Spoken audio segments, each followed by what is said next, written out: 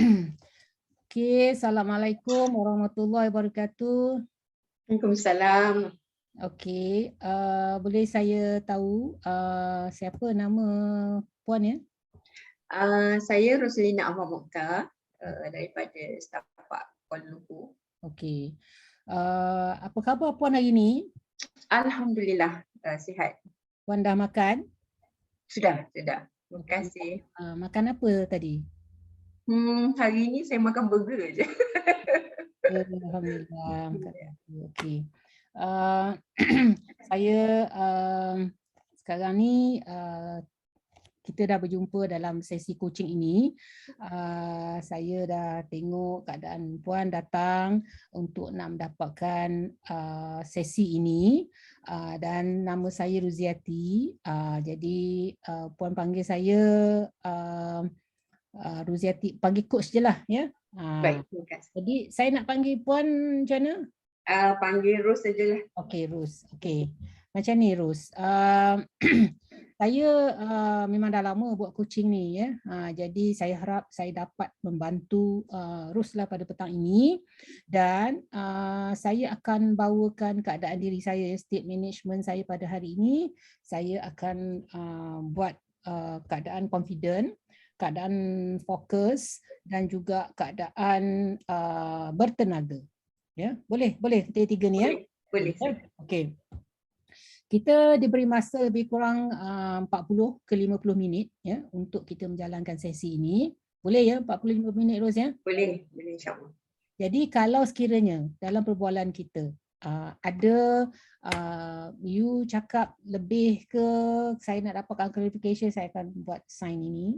Jadi macam tu juga dengan you boleh juga you boleh buat juga dengan perkara yang sama pada saya kalau saya cakap panjang ke ya, boleh ya? Baik, okey. Dan perbualan kita ini adalah menjadi rahsia antara kita berdua. Ya, dia tidak akan tersebar kat mana-mana lah. Jadi you bolehlah share apa-apa saja dengan saya lah pada hari ini ya. Dan saya hendakkan Ros supaya ikhlas ya, ikhlas terbuka, beritahu saya apa saja soalan yang saya akan kemukakan kemudian. Jadi saya hendak terus begitulah dengan saya ya. Berterang dengan saya. Kemudian saya juga ada mungkin sesekali saya terbatuk ke ya, sebab saya pun mungkin tak pun sihat kot kan. Jadi tak apa, saya perkara ni tidak akan menghalang insya-Allah dalam kita punya perbualan coaching kita pada hari ini insya-Allah ya. Okey. Jadi Ros dah ready ke untuk kita buat sesi pada hari ini? Ya, saya dah sedia. Okey. Boleh tak kita buat tarik nafas sikit ya. Kita buat 3 kali ya. Kita buat dengan kiraan 5-5-5. Kita buat macam tu ya. Baik. Okey. Tarik nafas. 1 2 3 4 5. Hold. 1 2 3 4 5. Lepas. 1 2 3 4 5. Lagi sekali kita buat. Tarik nafas. 1 2 3 4 5. 1 2 3 4 5 dan hembus. 1 2 3 4 5. Last kali ya. Tarik nafas. 1 2 3 4 5. Hold. 1 2 3 4 5. Hembus. 1 2 3 4 5. Okey, tujuan kita tarik nafas tu supaya kita dapat keadaan yang selesa ya. Supaya kita dapat berfikir dengan waras ya. Jadi itu di antara perkara supaya kita berada dalam keadaan tenang lah ya. Okey. Apa yang kita nak bincangkan pada hari ini? Macam ni coach. Saya nak jadi saya nak jadi benchmarker. Sebab saya diminta untuk jadi benchmarker. Namun saya merasa tidak begitu yakin dengan keupayaan saya. Yang itulah yang saya datang untuk mendapatkan coaching daripada coach untuk saya memperbaiki keyakinan saya ataupun menambah keyakinan saya supaya saya boleh menjadi seorang benchmarker. Okey. Itulah hasrat saya. Okey. Jadi saya dengar Ros ada cakap tadi tentang nak jadi benchmarker, tetapi tidak yakin dengan keupayaan Ros lah, ya? Betul ya? Betul. Okey. Betul. Jadi kalau saya tanya tentang skala 1 hingga 10, 10 ni yakin dan 1 tidak yakin langsung. So skala di mana Ros berada sekarang? Saya tidak yakin saya tu di skala 3. Skala 3. Ya. Skala 3 tidak yakin dengan kerja benchmarking ni lah. Ya, betul. Okey, boleh explain pada saya tak macam mana benchmarking tu dijalankan? Saya difahamkan ataupun mendapat maklumat sebagai benchmarker ni kita diminta untuk membuat pemerhatian ataupun observe dan juga membuat penilaian serta memberi markah semasa sesi coaching berjalan. Dan untuk sesi coaching tersebutlah maknanya kita akan bagi markah penilaian kepada coach tersebut. Dan pastilah dia ada prosedur tertentu seseorang coach itu perlu mengikuti untuk jadi saya kena lihat cara coaching itu berlaku ataupun coach itu berlaku dan sama ada dia mengikut juga tata cara yang telah ditetapkan. Dan saya juga kena dengar apa yang disampaikan oleh coach tersebut dengan coach tersebut supaya saya boleh membuat penilaian dan yang sebenarnya.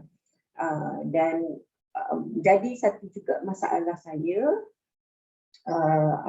ialah di mana saya kena pick up dia punya the big words kadang-kadang kan, the keywords of apa yang disampaikan tu especially oleh coaching. Dan yang menjadi saya tidak yakin kerana auditory saya ni saya rasa agak lemah dari segi picking up the right big words ataupun the keywords tu. Itu yang menyebabkan saya menjadi tidak yakin untuk menjadi benchmarker ni. Okey, saya dengar tadi Ros bercerita panjang lebar lah tentang prosedur ya untuk benchmarking ni dengan kena observe-nya penilaian, beri markah dengan prosedur-prosedur tertentu yang kena ada, kena dengar, buat penilaian macam-macam lah. Jadi saya juga dengar Ros ada cakap tadi masalah yang ada pada Ros adalah untuk nak pick up the big words. Betul ya? Ya, betul. Okay. Macam mana berapa lama dah buat benchmarking ni? Sebenarnya baru lagi saya mengikuti prosedur benchmarking ni. Yang itu sebab terlalu baru lagi yang menyebabkan untuk membuat penilaian kepada sesi coaching nanti saya risau saya tak dapat membuat penilaian yang baik ataupun saya tidak dapat menjadi benchmarker yang baiklah bila mana kekurangan-kekurangan yang saya ada pada saya tu terutama in picking up the keywords ataupun the big words. Itu yang saya risau tak dapat membuat justice lah kepada sesi coaching tersebut ataupun kepada coach tersebut. Yang itu menjadi perkara ketidakyakinan saya itulah. Okey. Jadi setelah mendengar penerangan daripada Ros lah tentang macam mana benchmarking itu dijalankan, jadi saya dengar juga Ros ada cakap tak yakin dengan keupayaan Ros sendiri dan juga risau. Ya, saya dengar juga perkataan risau, takut tak boleh memberi penilaian baik, tidak boleh memberi justice. Ya, ada sebut perkataan tu ya, betul ya? Ya. Jadi dengan kita dah cakap tadi tentang skala daripada 1 hingga 10 keyakinan, sekarang ni Rus berada di tahap keyakinan 3, ya. Ya. Untuk yakin, ya. Jadi maknanya ada 7 lagi tahap keyakinan untuk nak sampai ke betul-betul yakin, ya. Sebab 3 sahaja. Betul, ya? Betul. Okey. Jadi kalau saya boleh tanya, Rus kan bekerja sebagai apa ya? Kerja Saya seorang pesara. Saya telah pesara selama 2 tahun. okay. Dan sebelum ini saya memang berkhidmat dalam perkhidmatan awam lah. Okey. Oh, berkhidmat dalam perkhidmatan awam. Maknanya sekarang ni dah bersara dah 2 tahun, ya? Ya, betul. Okey. Berkhidmat dalam perkhidmatan awam, kalau saya boleh tanyalah, apa agaknya jawatan Rus terakhir sebelum bersara? Jawatan terakhir saya sebagai Timbalan Ketua Pengarah Perkhidmatan Awam. Okey. Di Jabatan Perkhidmatan Awam. Okey.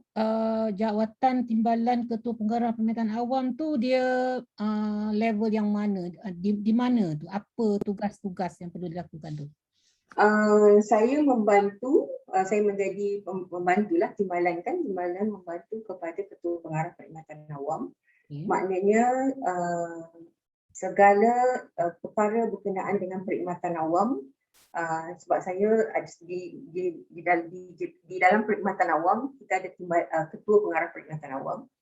Dan dia ada 2 timbalan Ketua Pengarah Perkhidmatan timbalan dan saya salah seorang daripada dia memegang jawatan Timbalan Ketua Pengarah Perkhidmatan Awam Pembangunan. Semasa berkhidmat tersebut, saya perlu menjaga mengenai dengan modal insan keseluruhan, maknanya modal insan perkhidmatan awam. Saya juga menjaga perjawatan-perjawatan, persaraan, maknanya remuneration kan, semua benefits dalam perkhidmatan awam. Dan juga perkhidmatan secara keseluruhan, maknanya pertukaran, kenaikan pangkat, semua anggota dalam perkhidmatan awam. Okey. Saya. Okey. Jadi banyak ni yang saya dengar daripada Rus masa dalam perkhidmatan itu dah 2 tahun bersara, banyak jabatan-jabatan, banyak tanggungjawab yang ada pada Rus lah, jaga modal insan, perjawatan, persaraan, remuneration, ya, semua ni. Jadi masa saya nak Rus cuba bayangkan, ya, masa Rus menjawat jawatan ini. Jawatan maknanya kalau nombor 2 dalam kan nombor 2 kan Rus cakap tadi kan? Nombor 2 dalam perkhidmatan awam.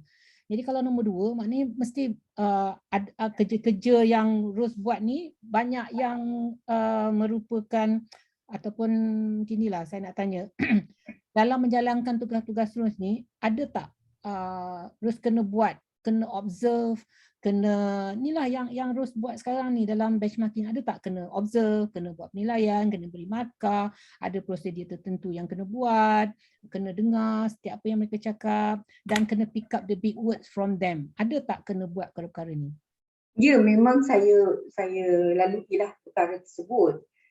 Cuma itu memang tugas hakiki saya kan, terutama macam membuat penilaian, kita nak hantar student buat penajaan misalnya kata kan, ataupun kita nak buat pertukaran, kemudian dasar-dasar baru di dalam remuneration kan. So dasar-dasar dalam perkhidmatan awam itu memanglah kita kena lihat, kena proposal paper, dasar kertas kabinet, dan kena tengok, kena menilai dan dengan kena bincang dan semua kan. Dan itu melalui jawatan kuasa lah, bukan saya seorang lah kan, jawatan kuasa. Tapi urusan-urusan tersebut tu memang subjek kepada peraturan dan kekeliling yang ada lah. Jadi maknanya dalam membuat semua perkara yang Rus dah mention tadi ni ada involve penilaian. kan? Ya. Dia involve beri markah. Rus ada cakap tadi untuk apa, beasiswa kan, ada untuk Rus nak buat keputusan. Kalau misalnya orang bawah ni stuck ke, dia tak tahu apa nak buat, they will they come and ask advice from you, ask decision from you? Will they do? Yes. Okay. That's very, they have to lah. So cuba you bayangkan masa tu ada tak perasaan keyakinan masa tu untuk nak memberikan keputusan kepada orang bawahan bila mereka bertanya? Ada tak berlaku? Saya kena ada lah. Sebab itu tanggungjawab saya dan tugas saya yang saya laksanakan. So itu yang saya kena, memang saya kena ada keyakinan tersebut lah. Okay, jadi maknanya memang yakin lah. You maknanya you said, you mentioned about being yakin lah when people come to you and ask for advice. Maknanya yakin lah pada ketika itu. Ya, betul. Okay. Okay, sekarang ni kita dah dapat satu keadaan keyakinan di mana masa Rus menjadi TKPPA itulah ya. Jadi boleh tak kita reflect lagi sebelum tu lagi, di mana ada tak ketika yang Rus tak yakin tentang diri you? Ada tak keadaan tu? Sepanjang perkhidmatan, ialah macam my early days of perkhidmatan, of course lah masa tu grade 41 kan, yang itu memang ada sebab kita kurang pengalaman kan. Ketidakyakinan tu pernah berlaku masa tu grade 41. Masa tu saya berada di Treasury, bahagian keuangan, tetapi saya telah diminta oleh my boss untuk attend satu international conference on behalf of Treasury, dan saya kena pergi ke Sri Lanka masa tu. It's about Commonwealth punya international conference on eradication of poverty. Tapi bila saya diminta oleh bos saya tu, saya bertanya jugalah kan, sebab saya pun baru tak lama dalam perkhidmatan masa tu, baru 3 ke 4 tahun je. Jadi saya kurang pengalaman dan saya agak tidak yakinlah nak attend international conference, lepas tu represent Kementerian Keuangan pula tu. Tapi saya dimaklumkan oleh my boss masa tu, bukan saya seorang pergi, tapi saya bersama dengan TKSU Kementerian Pertanian masa tu. Dan dia juga memberi saya dia kata, well, this is an opportunity for you to get an exposure at an international level, and then just jadikan this as an opportunity untuk buat networking dan get the exposure bagaimana international conference dilaksanakan. So berbekalkan itu saya pergilah, dan sebab bila saya nampak saya telah diberi satu opportunity yang very rare out of so many among my colleagues. I got that opportunity tu. Maknanya people believe in me in attending that conference, walaupun masa tu saya baru masih grade 41. So saya teruskanlah. It end up the conference turned to be very good, dan saya pun dapat banyak exposure daripada situ. Alhamdulillah. Okay, saya dengar Rus ada mention tentang exposure, ya. Bila your KSU tadi kata this is good exposure for you and good opportunity. That's the word that you mention tadi kan, exposure, opportunity. So you lalui juga pergi conference ni, international conference. And then how do you feel at that time? You mentioned about not being yakin at the beginning. So at the end, how do you feel? Alhamdulillah, bila sampai sana tu memanglah macam ialah being grade 41 masa tu rasa takut juga. Tapi saya bernasib baik ataupun I think saya mendapat PKSU yang bersama saya dengan seorang lagi NGO yang bersama saya. They are very supportive. So we work together, nak discuss thing pun kita buat together. Itu memberi keyakinan pada saya lah, maknanya sebenarnya saya pun boleh buat bila dah berada di sana. Sebab that kind of exposure dan berjumpa pula dengan rakan-rakan kita di other Commonwealth country, you know. So perkara macam tu lah yang saya merasa teruja lah ketika itu. Maknanya bila saya dah lalui that process, saya dapati sebenarnya I'm good, I can do it, you know. So itulah balik tu saya buat report, so my boss was happy about that. Then so saya kira itu menambah keyakinan pada saya. Dan yang penting yang saya nampak I was given that opportunity lah. Itulah yang saya rasa very happy lah on that. Okay, saya nampak tadi Rose senyum bila teringatkan peristiwa di Sri Lanka ini. Boleh share tak? Because I have a lot of friends, meeting with a lot of friends, new friends, you know, from the Commonwealth country. Dan pada masa yang sama, PKSU dan another officer daripada NGO tu yang bersama-sama saya, they are very supportive. They always give me the strength. Dia kata, tak apa, kita just buat aja, you know, so, represent Malaysia. So daripada situ, to me that's a very nice moment yang saya kenapa when you recall balik, it's a very good opportunity and very happy moment for me. Okay, saya dengar Rose ada cakap good opportunity, happy moment. Betul ya? Yeah. Kalau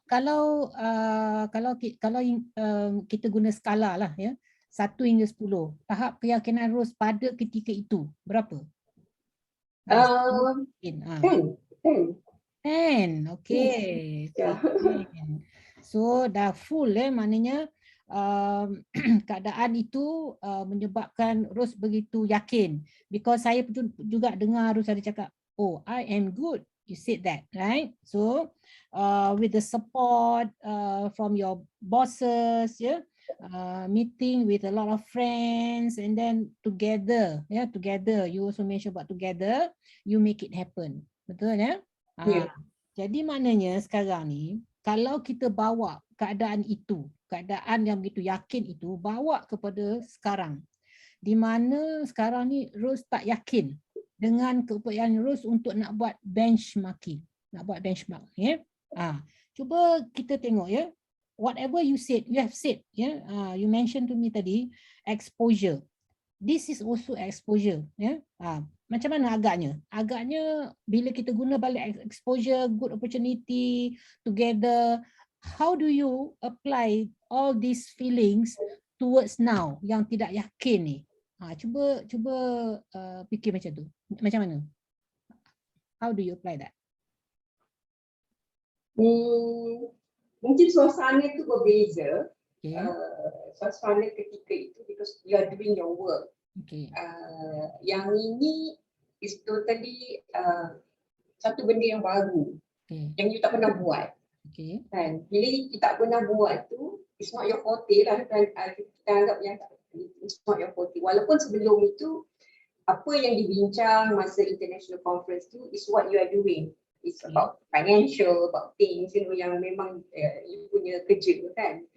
Macam yang ini totally jauh lah daripada saya punya apa yang saya buat selama ini. Okay. So itu yang menyebabkan mungkin ada perasaan ketidakyakinan tu. Okay. Yang itulah yang saya boleh gambarkan. Okay, saya dengar tadi Rose ada cakap ini benda baru, tak pernah buat sebelum ni, benchmarking kan. Tapi kalau saya tanya balik, masa when you were 41 dulu kan, 41 maknanya before pun tak pernah juga buat.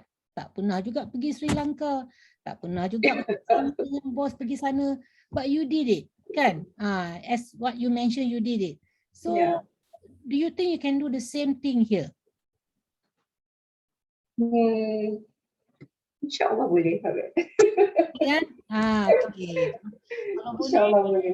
Ni sekarang ni kalau boleh, jadi kita akan sekarang ni untuk benchmarking ni with all the experience yang dah cerita pada saya ni, bila di jawatan TKPPA ni you also said of course you didn't make the decision alone, you are with a committee, but you know now also buat benchmarking ni kalau bila you start ke apa ke, can you refer to anyone or not?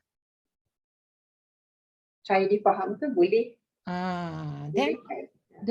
the keadaan itu saya nampak rasa-rasanya lah, rasa-rasanya Rose boleh tak apply keadaan itu, keadaan keyakinan Rose being KPPA, TKPPA dengan being a 41 pergi ke conference at Sri Lanka itu with all the not confident, not so confident and the confidence part of you, do you think you can apply here untuk menjadi benchmarker ni? InsyaAllah boleh. InsyaAllah boleh. Okey, Alhamdulillah. Jadi maknanya sekarang ni tahap keyakinan tu sekarang ni dah berapa tahap keyakinan untuk nak buat benchmarking ni? Dah berapa? Skala 1 hingga 10 ni kalau 10 yakin. 8 je. Oh, dah jadi 8. Dah naik ya daripada 3 ke 8. Alhamdulillah. Ada 2 lagi. So we need to work on that. Kan? Jadi maknanya sekarang ni saya nak tanya, bila dah ada dah 8 tu, maknanya tahap keyakinan tu dah mula tinggilah ya, sebab daripada 3 ke 8 ya. 3 ke 8 maknanya sekarang ni kalaulah misalnya Rose boleh ya melaksanakan tugas yang telah diberi untuk beri benchmark ni, beri benchmarking kepada coach-coach yang baru nak validate ni. What do you see yourself? Yeah? What do you see? Macam mana nampak apa yang Rose boleh achieve? Maknanya dah satu lagi ilmu baru yang saya perolehi, yang mungkin akan memberi lebih apa ni lah, melengkapkan lagi ataupun menambah baik lagi lah saya punya dari segi ilmu. Satu benda ilmu baru yang saya itu, that's what I see in me. Dan satu lagi untuk saya explore further lah kan, maybe it will be good untuk membuat penilaian kepada orang lain yang untuk buat coaching kan, as a coach dia juga membantu orang lain. Dan bila mana we are part of that, saya feel at least adalah contribution kita kepada memberi manfaat kepada orang lain. Saya nampak begitulah. So that is why I feel happy if kalau saya boleh menjadi benchmarker yang baik lah kan, membuat penilaian, memberi observe, and then you akan also orang kata menjadi seorang yang tajam lah dari segi perhatian dan sebagainya, dan pendengaran yang baik kan. Itulah saya nampak.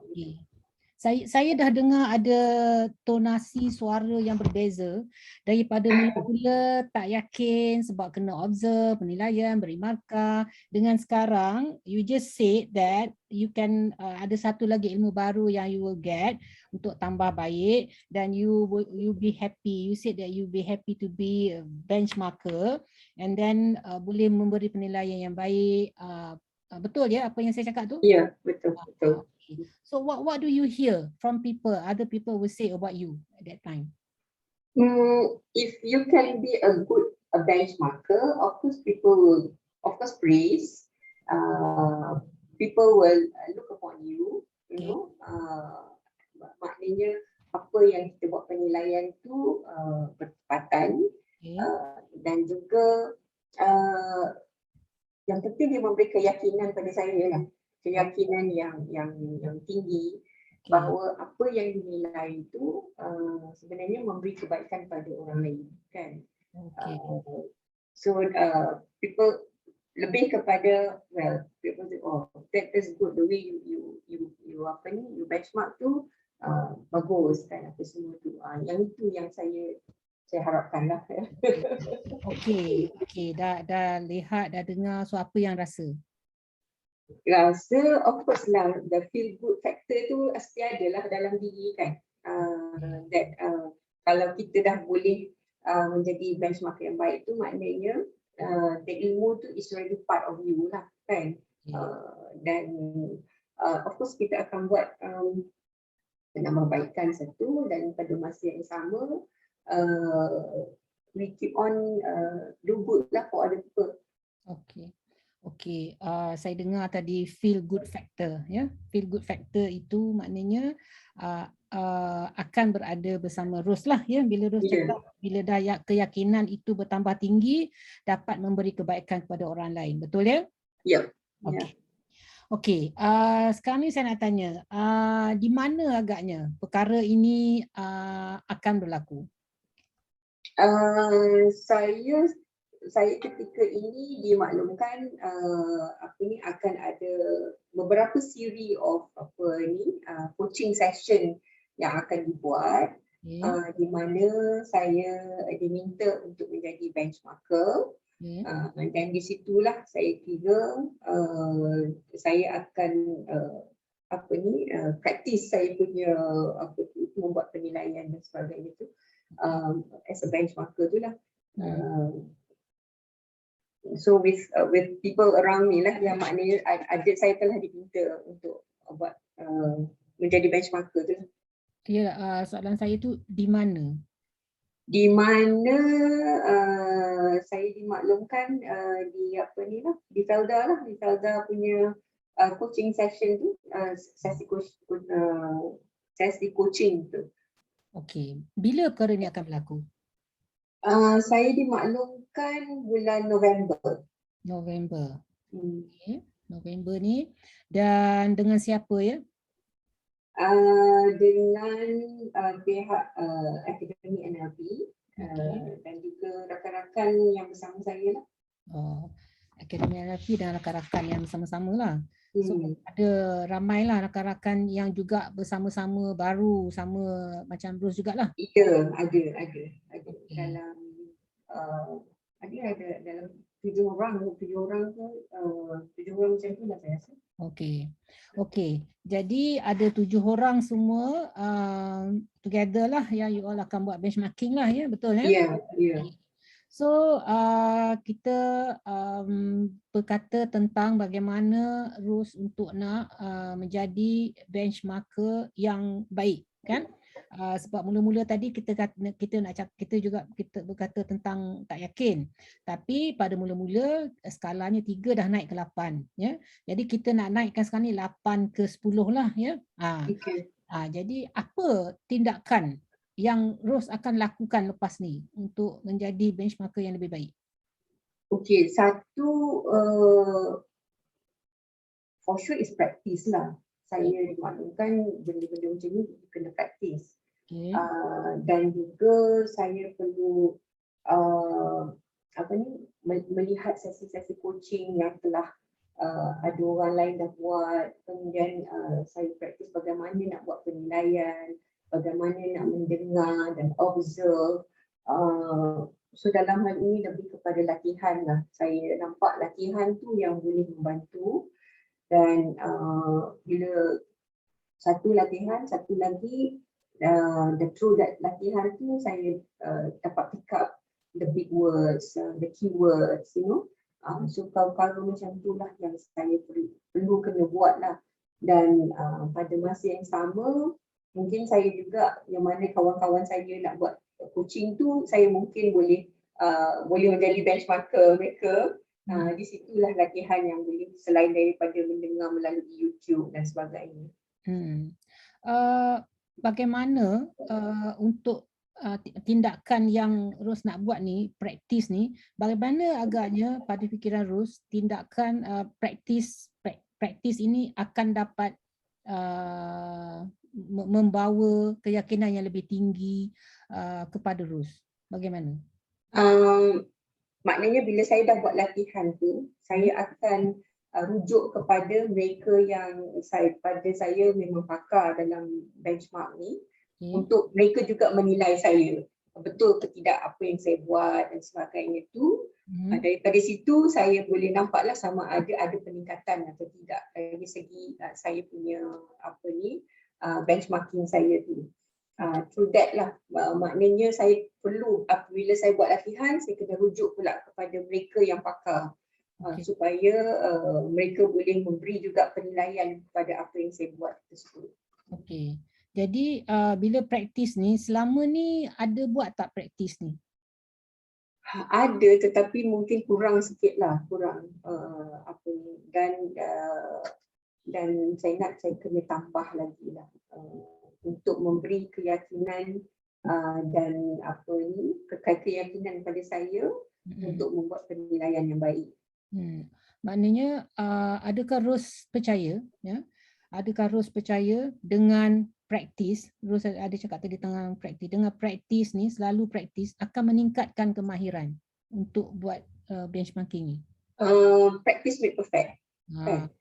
Practice make perfect satu, dan pada masa yang sama selain daripada kena bertanya kepada mereka yang pakar lah, bagaimana kan to be good lah kan, apa semua tu. Maknanya mereka yang pakar ni boleh memberi saya panduan ke ataupun nasihat ke kan, selain daripada praktis lah. Tapi pada saya I believe in practice lah, practice yang boleh membantu. Okey. Adakah untuk nak menjadi benchmarker ini adalah datangnya daripada diri Ros sendiri? Datang daripada saya dan juga support daripada kawan jugalah.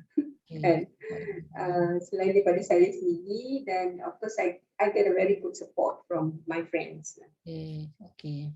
So mana lebih berat, support daripada kawan ataupun daripada diri sendiri?